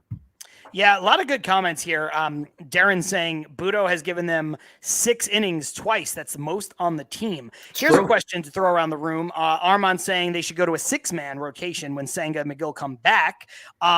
Maggie, your thoughts on a 6-man rotation? I mean, I will say, and I love Senga. He has always pitched better with the extra rest. And we were kicking this around on the pod this week too. A 6-man rotation, maybe like kind of, you have maybe McGill and Butto can back to back, like piggyback or some such like that. But yeah, no, I would not be surprised at all if they work with some kind of alternative to your traditional 5-man rotation, if only because their ace really does shine that way. And I hope that they are thoughtful enough to put value on that, because I think it is important that when you have big stars that you use them right. You like giving them a 6-man rotation as opposed to building a 30-foot wall where they like to hit their home runs. Gee, who would do that? Nobody I know. Crazy. That would be insane. Ibby, what about you? How do you feel about the six man? I'm about it. I think it's the right thing to do, especially with Senga coming back, and the idea was always tossed around before this injury happened. They were like, well, is Senga going to be a six man? Is going to be a five man now because he's been here for the year? Did he get accustomed to the shorter rest? Is this going to be a problem? What's going to happen? And I remember in the beginning, it always seemed as though it was always going to be the plan still to be a six. And I think with him coming back, especially off of an injury, I think it makes the most sense to stick with a six man, see how it goes, give him that extra rest when needed. And then if it's something you want to revisit down the line into next year, that's a different story. But for now, I think when he comes back eventually, I think it makes the most sense to stick with the six man. And I think Butto will be a part of that as well. Yeah, I think the injury is key. I think you're right. I think they would hope that Senga adjusted enough, like he did in the second half of last season, to pitch on more standard American regular rest. But now with the injury, there's no point in rushing it. And there's a couple of good points here. Corey saying Hauser can go to the bullpen, become the long man. Tyler McGill can go to the bullpen. That's also an option. That's something Carlos Ramos has been saying, that his stuff plays up. What's going to happen? Yeah, I think Tyler McGill can be a plus arm in the back end of the bullpen. Just has to stay healthy long enough to get established there. Sure, that seems like the problem. But I do think his stuff would play up if he can be a 2-pitch pitcher and he can throw a little harder because he doesn't have to go as long. Tyler McGill reminds me a little bit of John Maine, where he just kind of fizzles out, can't put away guys, has good stuff, should be striking more people out, but isn't. So I think there's a possibility there. And I did mention Carlos Ramos, so I just want to bring up this comment. Carlos said, "I have a new favorite Til Mets Do Us Part guest host. Maggie is the best, and it's not close." Bunch of 100 Thank you, emojis. Carlos. You gotta give people their flowers. This is great. I'm going to come on all the time. I get all the video boosts from you guys. Firm believer in that. This was from before, but this is true. I never got a chance to bring this up. Matt Shore saying best vibes since the Timmy Trumpet game in 2023 for the Mets season right now. You know what? It's hard to go against that because I'll never forget watching that game. I was going nuts in the house, the Nimmo catch, everything about that game in general. But I think I haven't had this much fun watching these games. Like last year, I was, look, I know we have a show and I did my best to stay up on everything, but there were times where I was just like, I can't watch this game. And I couldn't because it wasn't there. But it's back to being like, not to my wife's pleasure or anything like that, because she's like, we got to watch the game again. I was like, babe, they're playing great ball. Different game. It's a different game. It's exciting. There's a Yesterday's lot going game is on over. Here. This is today. It's a lot more fun, and she sees me going crazy. That double steal had me like jumping up and down. I was going crazy, so like nearly waking the kids up. But yeah, it's a lot more fun, and I can agree with that. The best energy I felt since that Trumpet game, definitely. Look, I live out of town. I have to pay to watch the Mets games and have the package and all that stuff, and I do, and I've done it every year. I've lived out of town for basically 5 years now. I'm the kind of person who my work schedule is weird. Sometimes I can't watch every game, but I mean, I watch a ton of games, 150 plus a season. Last year, I watched as few games as I have watched in recent memory because it was bad baseball. It was boring. It was like, listen, I got a commitment to this show. I'm going to watch stuff, but if they get down 6 in the first 3 innings with Carlos Carrasco pitch, I'm not watching that. I have other things to do. I go play softball, hang out with my girlfriend, like literally anything else. Play video games. It doesn't have to be productive. Just I'd always like to be the Mets fan who will turn on almost every game. Yeah. Yes. And then when Carlos Carrasco gives up the 6th run in the 3rd inning, can turn it off. Yeah. Yeah. That's what we need to find. The ability to turn it off. I'm with you, Maggie. Yeah. I sit down. I'll sit down. I'm watching it. I'll watch it. Yeah. Popcorn, ready to go. And then you're like, okay, this team does not have comeback in them. Like they never did last year. One of my earliest understandings of what it meant to be a Mets fan would be when I was in the car with my mom listening to a Mets game.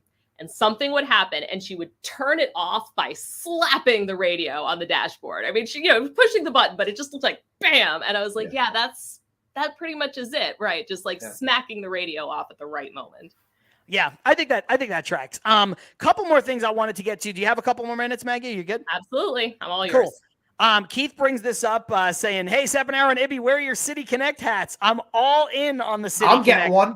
I'm getting one. Keith is notoriously, Maggie, I don't know if you know Keith from the Queens Baseball Convention. Okay, yeah. Okay. So Keith is notoriously anti-black jersey. He has never liked anything that is not orange and blue or orange and blue and white or orange and blue and gray. Keith, you should listen to A Pod of Their Own, because I am the only one who will tolerate a black jersey on the entire hosting staff. So they are your girls. I hated the black jerseys until they came back. I never liked them because I thought the Mets wore them too much. Agreed. I thought they became too much of a thing. It was like too much of a good thing. You're like, I've had too much chocolate and now I'm sick. And I also think that the advancements in jersey making technology has made the black jerseys look better. The blue looks bluer. On the old jerseys, the blue looked purple. So if you're sitting there going, these don't look like Mets uniforms, I can't really argue with you. They didn't. Now they look fantastic. That's just my opinion. Anyway, Ibby, question to you first because it came from Keith, but Maggie, we're going to get your opinions on this. So we think we know, also from other places, but from our own sources too, that we know what the City Connects look like. We tweeted it out from the show account that those were the official ones. So what do you think now that you've seen them? A lot of purple. I mean, first of all, when it comes to the hat, the alternate hat as well as the on-field hat, I like both of them. I think they look really sharp. I'm definitely going to get myself that the bridge hat that's going to be the on-field. I think it looks really sharp, really cool looking. The jersey itself, I think from the way that the picture is, I don't have a problem with it. I think it can look solid. I'm very curious when it comes to a color like that, when you have a gray and a purple and a black and a white. Like, I'm very curious to see how the numbers are going to look, because that's kind of a problem like the Marlins ran into when they had those black jerseys initially. You couldn't really read the Marlins up front. You couldn't really see the numbers on the back. Like, I'm curious to see how that's going to look. But overall, I don't have an issue with it. I'm very curious on the as well as the color pant that they're going to wear. Are they going to wear white pants? Are they going to wear black pants? Are they going to wear all gray? Like, I'm very curious to see how it's going to look like that. But in general, from the picture that we saw, I don't have an issue with it. I don't know if I'm going to run out and buy a jersey, but I'm definitely going to buy a hat. That's for sure. Maggie, what about you? What are your thoughts on the City Connect leak, at least? Look, even if that's not 100%, we have it on good authority that it is, but it's going to be gray, black, and purple. That's going to be a big part of it. So what are your thoughts on it? Well, first of all, shout out to Allison from the show who called purple themed City Connects jerseys. I want to say 2 years ago. I think it's 2 years. She's been banging the drum for the purple on the City Connects. So, like, shout out Allison. Thank you. But I like them. I'm a little disappointed that there's not Queens branding instead of NYC. Like, I really wanted Queens because I feel like that's I love Queens. I've never lived in Queens. I've lived in many other boroughs, but not Queens. And it's just such a special place. And it's just so perfect for the Mets. And the Mets being part of Queens is meaningful. So I wish it was Queens. But I love the purple. Needs to be more purple in jerseys in general. And I like the sort of kind of throwbacky kind of look with the pinstripes. So I'm also curious about the pants, because I feel like for me, a lot of the City Connects jerseys, as soon as they put on the pants, it's pajamas. And I don't want pajamas for the Mets. I feel like if they continue that pattern from the jersey onto the pants, then we have big old prison pajamas, and I don't want that. So I hope they had all the right people at that table when they were deciding what color pants. They probably didn't. They're going to come out there and it's going to look like, oh, brother, where art thou?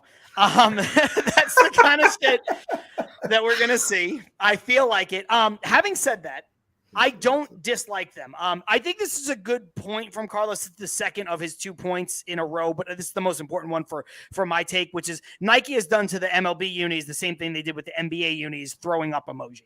So, look, I don't trust Nike right now. I don't trust Fanatics for all the fiasco. So I don't think they're going to be well produced. I think they could have been a lot worse. But when I heard purple, when I heard gray, concrete, like smoke gray, I wanted them to be a little cooler than what I've seen. Okay. And again, I wanted more. Wanted more. I think there's a way you could definitely overdo purple. I didn't want a purple jersey. Right. But if you're going to do purple, put more purple on the jersey. Put purple trim on it. Put they just kind of like minimize the use of it. I also thought one of the coolest things they did, with the subway lines inside the hat. Yes. It's wasted inside the hat. It's Yeah. the same way with Baltimore. I was gonna Baltimore say, has one of the all the most best iconic flags, and it's inside the collar of the jersey. Like, that's a waste.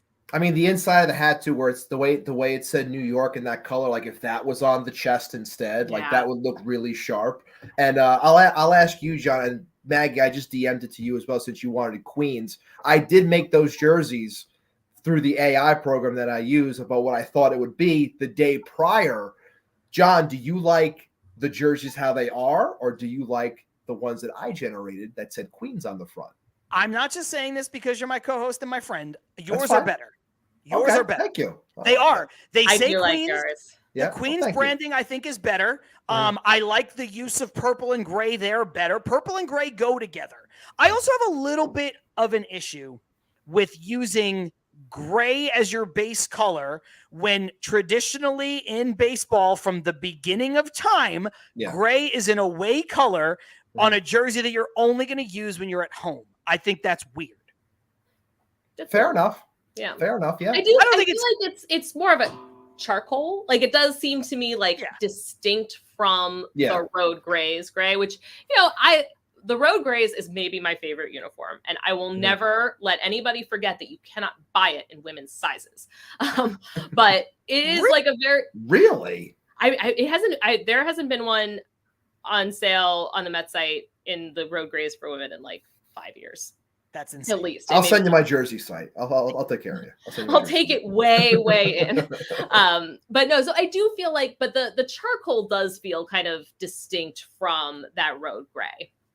But it does, I mean, I feel like there's, and then I'm starting a lot of sentences and not finishing any of them, but something on that jersey really needs to pop.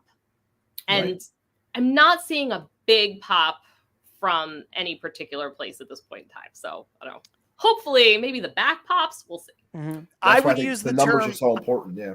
I would use the word drab to describe them. I think they're just, anyway, I'll probably still get the hat. I do like the hat. I think the hat is executed very well. I like the purple, the bridge. I like the inside of it. So I'll probably get that. I don't know that I'm going to get a jersey. I don't know that I like them enough. I don't think I would. I'm on the fence on it right now. And I would say if it slightly exceeds my expectations, and that might end up being my Diaz jersey because I don't have one. And I've been sort of waiting for the right moment. So if it just kind of tilts a little over onto the good side, then I'm in. Fair enough. This will be the last question we've got for the show before we get out of here. If you're watching now, over 400 folks, go ahead and hit the thumbs up button. Let us know you like what you are seeing, what you are hearing, all that stuff, and subscribe to the channel, like Abby just said. Question for the Mets fans and all of us here on Til Mets Do Us Part. Wanted to know who's your star player of the game in today's game for the sweep of the series. So, we don't usually do that, but you know what? It was a good comment. I thought it'd be fun to do. So, what do you think? It'd be you first. Who was your star of the game today? I didn't get a chance to actually sit down and watch the game since I was at work, but following along on the box score and everything, I would probably go with Luis Severino, the fact that he went 6 innings, providing the length that I've been talking about this entire episode, and just really feeling for me at least, it really feels like he's starting to zero in on the guy that we thought like, hey, this guy can bounce back. This guy's got the stuff. We know it. The first start, I was there for the game against the Brewers, and it wasn't pretty. 12 hits or whatever, 6 runs. Like it was just missing. But ever since that, like it just looks as though he's really starting to find his groove. I know the offense scored 9 runs. I'm pumped up when we score a lot of runs. Obviously, I love offense. But seeing him go out there, do what he did for 6 innings, I think for me at least, that's going to be big moving forward for this team. So for today, Louis, you get the player of the game from me. What about you, Maggie? I mean, Louis was probably my first pick, but I will go ahead and say I'll give it to Harrison Bader for his home run. He has been a joy almost all season, and getting to see him do a lot of the fun things that a team like the Mets need him to do, with base stealing and defense and, just playing solid game all around. And then we got to see him hit a big home run, and that's and so I'll give him the player of the game for doing his thing and adding a power to the mix finally. I like what both of you guys are saying. I think that Severino is the obvious choice for going 6. I like Harrison Bader. When they signed him, I liked him. When he started slow, I said, I think this guy, he still has an offensive gear that he has not quite gotten to. And I think a lot of that is because he hasn't been healthy. And I think he's a guy who can hit 20, 25 home runs if he played a full season. Obviously, the defense is great. I like that he has a relationship with Pete. I think that's fun and it's a good story and all that stuff. I'm going to go with what a lot of the commenters are saying, and I'm going to say Tyrone Taylor. He's absolutely fantastic. Another 3 hits. I did say in our bold prediction show right before the start of the season that I thought that Tyrone Taylor was going to have a bigger impact and a better season overall than Starling Marte. I've been pleasantly surprised with Marte. So I've been a little wrong on that, but Taylor's been great. And so I'm going to keep it with Taylor. I think he's been fantastic. Shout out to Tyrone Taylor, right, real quick. He's tied for second on the Mets with 10 RBIs, and he has an OPS of 814. He's also a member of the Shut Maggie Up Club, because I was like, seriously, this guy so early in the season, Mets at it again, and like, nope, shut me up. I was wrong. You win. Ibby, before we get out of here, I know you wanted to touch on Christian Scott and some of the guys down on the farm. So hit it. Absolutely. Everyone's talking about the arms in general and the lack of length that we've been getting. But when you look down low, you're seeing some good things from these guys. Christian Scott yesterday going 5 1/3, 2 earned runs, 7 Ks. I think he has 24 strikeouts on the year so far in lesser innings. Dom Hamill's been sharp as well, 5 innings, 6 Ks. A little bit lower. Guys that we're probably not going to see this year, the Blade Tidwells of the world, as well as the Brandon Sproats, them having 5+ Ks with 5 innings of work as well. And Max Kranick, who was a good story during the spring, not being able to start because of an injury, looking sharp as the opener yesterday for Tidwell. So I think they combined for 15 strikeouts between the two of them. So a great start overall for the Ponies as well as Syracuse. And like I said, we won't see Sproat for a while. But guys, we've been talking for the longest time about this team needing arms. And we've been talking a lot about the Jet Williams of the world, the Luis Angel Acuñas, the Drew Gilberts, the Ryan Cliffords, a lot of offensive players. They are developing pitching, and it's starting to show. And I think we are going to see these guys at some point to help along with keeping that sustainability that we talked about earlier in the show, keeping that going. So I do think at some point we will see Dom Hamill come up and show something. We will see Christian Scott eventually get up here and show something. And it's a good time. It's a good time to be a Mets fan. Just be patient. Absolutely. It's a good time to be a Mets fan. You guys hear this? That's Christian Scott knocking on the door. He's knocking on the door. He is going to be here. Because I don't think it's that. No, and I will say Christian Scott is part of, I was saying earlier that about in terms of sustaining what the team is doing on pitching is going to be like flexibility throughout the season of being able to bring in new guys. And wouldn't it be awesome if Christian Scott is one of them? Like there are folks in the minors that are putting themselves in that position. And that is a luxury that we have not had in a long time. Ibby, not a starter, but Charlie reminding us, how dare we forget about Nate Lavender. You just got struck out by Nate Lavender. One day we will see Nate. He's going to come out with the soothing sounds of my voice as a Meadow just shows on the giant big screen as he's running. I hear out. Nate Lavender on all I can think is Nate Lavender PI. Like they're just that's a good one. Sorry, Nate, that's Chinatown. Oh, that is great. Maggie, one. thank you so much for giving us almost 2 hours of your time. We say the show's an hour and then we usually do like an hour and a half. So sorry about that. We do the same thing. Okay, perfect. Good. I don't feel bad anymore. No, thank you so much for giving us so much of your time. One thing that we like to do is just a final thought. Anything we didn't get to, anything you want to touch on, any of that stuff. So do you have a final thought? Something we didn't get to that's Mets related, baseball related, whatever it might be. I will throw some good vibes the Mets way on a road trip, a really big, like I know they've already been on the road this season, but this is West Coast playing good teams. They've been on a roll and, I just want to, put all of my energy into kind of them carrying all of that over. It's going to be a tough transition from a really like a very supportive home environment. But I am all in on just everyone feeling the good Mets feelings and getting them the boost that way. I'm bummed because I cannot go to any of the Mets-Dodger games this year because that's brutal.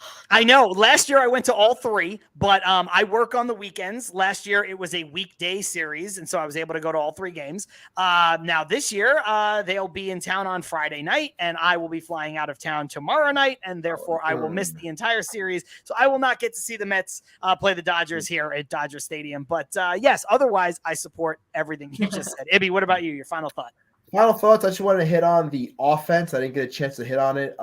They are tied with the Diamondbacks for the fewest strikeouts in baseball, which is a great thing. And they have a 304 average with a 377 OBP, which is tops in baseball, while their 870 OPS is second best. The offense is starting to stabilize, which, again, bring it back to what we said earlier, is kind of scary because we haven't even seen anything from Lindor yet. The up and down nature of Francisco Alvarez, no JD Martinez yet. There is another level to this team. And if that happens, it's going to help with the pitching and help with the pen. Everything is just going to build on top of each other. We just have to keep on climbing. So again, this offense has shown a lot so far, but I think it can show even more. Yes, I do agree with that. I'm going to take this opportunity to just vent for a very quick second. Vent? Never. Yes. I saved it this long. I wanted to do it at the beginning of the show. And if Maggie wasn't on the show, Ibby, we would have been talking about it for 45 minutes at the start. I don't care I'm ready. how good the Mets It's okay. I don't have anywhere to be. Hit me. I don't care. 10-3. I don't care. Okay. I don't care about any of that. What I care about is the fact that I travel and I pay for MLB.TV. And last weekend, I was in Des Moines, Iowa, a city that does not have any baseball teams. And I was blacked out from watching. Yeah, basically, Maggie, yes, all the games. Iowa is where baseball on TV goes to die. Yeah. Yeah, you would think with the whole Field of Dreams shit, they would kind of be locked in. No. So the Mets are playing the Kansas City Royals, and I was blacked out, and I was like, well, sometimes you use a VPN on your phone, and then you take it off, and it messes with the algorithm. You have to let them know, like, hey, I'm good. Like, I'm here. And so I did that, and they were like, oh, no, there's actually no mistake. You are blacked out in that zip code because Des Moines, Iowa does not get the following teams as part of MLB.TV. All right, let's hear it. The Cubs. Okay. The White Sox, the Brewers, the Royals, the Cardinals, and the Twins. 6 teams are blacked out in Des Moines, Iowa, and the surrounding areas. I just do want to see, like, on a map, what is the farthest? I mean, it must be the Twins. The Twins must be the farthest away, but like, Jesus Christ, that is far. That's a lot. That's real far. I can see them blacking out the Cubs because their AAA team is in Des Moines. And if you want to just say also anything in Chicago, fine. So we're going to take away the White Sox. If everybody has to have a blackout, give Iowa the Chicago blackout. Sure. Right. But when you talk about 6 teams, that also means the other 6 teams that they're playing. That means that if you're in Des Moines, you cannot watch half the league. Half of the league is blacked out. So you want to talk about growing the game when you're in a market that is going to have a lot of different people from a lot of different, like you're going to have different fans. And also Des Moines is a pretty, I wouldn't say it's like a bustling city, but it's a growing city. I'm sure there are transplants that live in Des Moines. And what's the point of paying for this service if you can't watch any of these games? And the other part of it is, it's not like all 6 of those teams are going to be available locally. They're not going to be, because no market has 6 teams that they just get all the time. Like, oh yeah, just take your pick. Want to watch the White Sox? You can watch the White Sox. I bet you there's 1 team available locally, maybe 2. So that is nonsense. That's my final thought. MLB is like, how can we get more people to watch our games? Let's black out all the games. Let me stream the games easily in one place anytime I want. I said, how about we put an exclusive game on Peacock? No. I want to stream all the games. All the time, all games, just in one place, all the time. Apple TV. No, not that one. No. Back to one thing. It's and it's not just us. And it's not like the younger generations are more interested in a cable package than we are. Right. But yeah, no, I mean, it's like they really don't want us watching their games. Yeah. I mean, part of the reason why I would have went anyway, because I don't get to see the Mets in person that much. But part of the reason why I went to all 3 Dodger Mets games last year was because I don't have cable, so I can't watch them. Oh, man. Charlie saying in Delaware, Philly, Nationals, and Orioles are all blacked out. Blackout rules are archaic and should be abolished. Yes, they should. If you pay for a service, you should get the games. Unless, listen, you want to put the game on Apple TV and you're like, look, that's different. That's outside of our scope. Okay, fine. But come on, man. That's absolutely insane. Anyway, thank you for letting me rant and rave about that. Maggie, one more time, where can people find you? Where can people listen and talk really quickly about Baseball for All? I am Maggie Wiggin, and you can find me on Twitter at Maggie162. I am part of a podcast called A Pod of Their Own, and you can find us on Twitter at A Pod of Their Own. And we are part of the Home Run Applesauce podcast network. So please search for Home Run Applesauce on your podcast app. And we are currently running a fundraiser for an amazing organization called Baseball for All that works to make the game accessible to everyone and to make sure there's a place in baseball for everyone.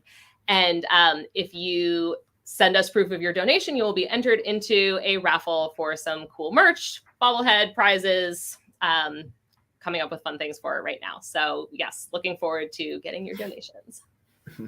Perfect. Ibby, one last quick word from Independent Safes. Why not? IndependentSafes.com is obviously always protecting homes and businesses with secure residential and commercial safes, fireproof peace of mind in every corner. Visit IndependentSafes.com today for security that stands strong. And you can buy one of those safes and you can put all the blackout rules inside the safe, lock it away, and throw it into the river because we don't need it anymore. IndependentSafes.com. That's a good use of a safe. And real quickly, this episode is brought to you by MANSCAPED. And did you know that one man every hour, every day is diagnosed with testicular cancer? In fact, testicular cancer is the most common form of cancer in men age 15 to 35, with April being National Testicular Cancer Awareness Month. Our friends over at Manscaped have partnered with the Testicular Cancer Society to help spread awareness for men's health and early cancer detection. Visit manscaped.com/TCS to learn how to check yourself for early signs of cancer. And as always, you can use our promo code while you're there. That's TMDUP for 20% off and free shipping site-wide at manscaped.com. And like I said earlier, they now have a donation link that is up where 100% of the donations go to testicular cancer research. So if you're saving 20%, why not take that 20% and donate it to a good cause? Guys, this has been an absolutely great show here today. So much fun, so much energy. Carlos saying, great show, peeps. Maggie needs to be invited back and be a regular. Shout out to the peeps in the chat. Have a good one. And I'm going to give Douglas Barnes the last word here. This team, our Mets, right now is making it crazy to not be optimistic. So we will see you guys next week. John Saponaro, Matt Ibanez, our guest this week, Maggie Wiggin from A Pod of Their Own. You guys know where to find us next week, this week, all the time, courtesy of the Brella Sports Network. It's Til Mets Do Us Part. See you guys later.